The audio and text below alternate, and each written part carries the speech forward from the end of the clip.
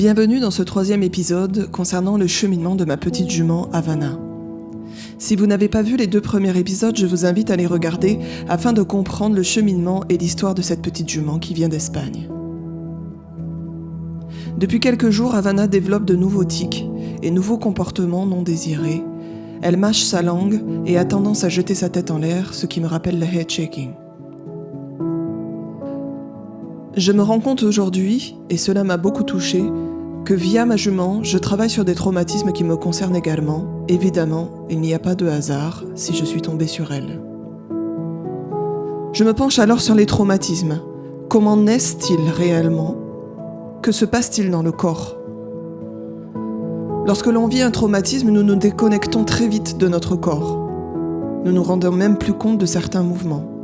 Je vois bien que ma jument réagit par moments de façon incontrôlée.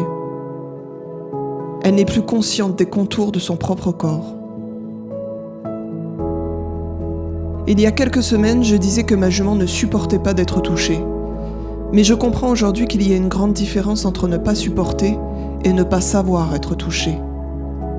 Lorsque pendant ses premières années de vie, on est confronté à une main non bienveillante principalement, alors il est normal de réagir ainsi.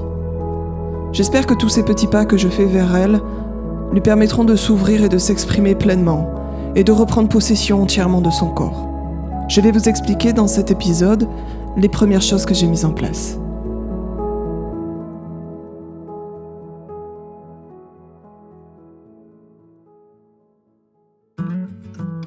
Alors je vais vous expliquer aujourd'hui un petit peu comment se passent ces processus pour essayer d'évacuer des traumatismes qui sont bloqués.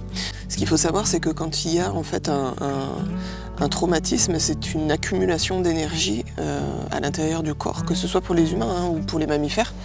On fonctionne tous comme ça.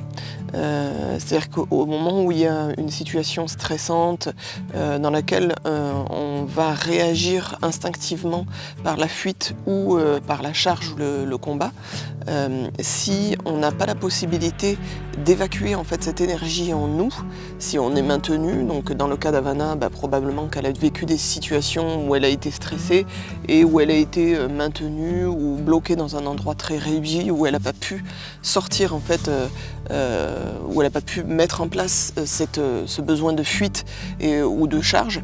Et du coup, l'accumulation en fait, de cette énergie dans le corps va en quelque sorte être bloquée, et c'est ça qui va créer un traumatisme et qui va s'exprimer après par des problèmes de peau comme elle l'a par exemple, mais ça peut être plein d'autres choses, plein de comportements non désirés que le cheval peut avoir.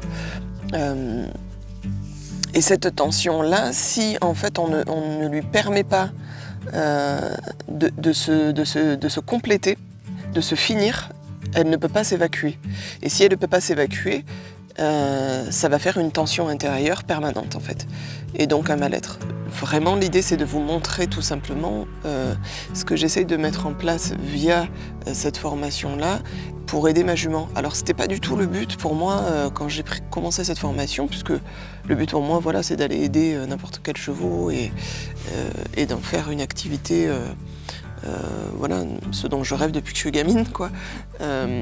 Et en fait, au fur et à mesure que j'ai commencé cette formation, ma jument, en parallèle, s'est vachement détériorée et elle a plongé dans un cercle vicieux de comportements non désirés que je ne m'attendais pas à vivre avec elle, en fait. Et c'est comme ça, en fait, qu'est venue l'idée de... puisque je suis en formation, je vais déjà commencer par aider ma propre jument, qui n'a pas l'air d'aller bien du tout. Donc je vous laisse voir un petit peu quelques images de la première séance.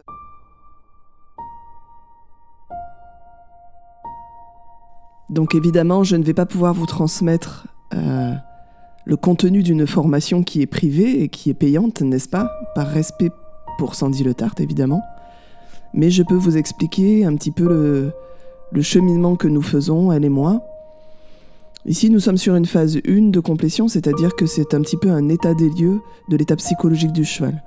On voit bien d'ailleurs qu'elle ne m'apporte absolument aucun intérêt. Et là, vous voyez sur votre gauche Dakota, et ici, c'est la zone de confort d'Havana. Là, elle va me passer devant et on voit qu'elle s'occupe absolument pas de moi. Il a fallu plusieurs minutes avant qu'elle vienne vers moi. Donc la séance, finalement, elle nous permet de savoir est-ce que le cheval se méfie de l'humain, est-ce que le cheval apporte de l'attention à l'humain, est-ce que le cheval cède sa place, est-ce que le cheval est d'accord de communiquer finalement avec l'humain, oui ou non. Là, on va voir qu'elle va venir naturellement vers moi. Et elle est un peu trop invasive d'ailleurs. Donc je lui demande de cesser d'avancer vers moi. Ensuite, je la mets en mouvement, mais il a fallu... Là, c'était une séance... Il y avait eu plusieurs phases 1. Et c'est une séance où elle a accepté de bouger. Mais sur les premières séances, j'ai perdu les images malheureusement, elle refusait d'avancer. Donc ça nous montre que c'est un cheval qui ne cède pas sa place comme ça. Donc ce qu'on recherche, c'est que le cheval nous regarde et nous porte attention. Quand je lui tends la main, je propose un contact olfactif pour voir si elle est réceptive. Autant vous dire que j'en essuie de très nombreux où elle est fermée. Et on l'accompagne en fin de séance dans la zone de confort. Donc évidemment, c'est des séances qui demandent beaucoup d'observation. Là, c'est vraiment plus qu'un résumé. Mais c'est pour montrer la subtilité de la communication des chevaux. Le moindre regard, le moindre oreille qui bouge, un œil qui se tourne, tout ça c'est très subtil et cette communication, on n'y fait pas forcément attention à notre quotidien, mais le cheval nous parle en permanence. Donc c'est une petite jument qui est vraiment fermée à triple tour, qui a beaucoup de mal à évacuer les tensions qu'elle a. Et donc ça va me demander un travail assez long pour pouvoir lui faire évacuer tous ces traumatismes et lui faire évacuer toute cette tension qui est vraiment bloquée à l'intérieur d'elle-même. Lors du prochain épisode, nous allons rajouter du mouvement à tout ça et tenter d'évacuer un maximum de tension. Ça va prendre du temps pour elle, mais on va y arriver.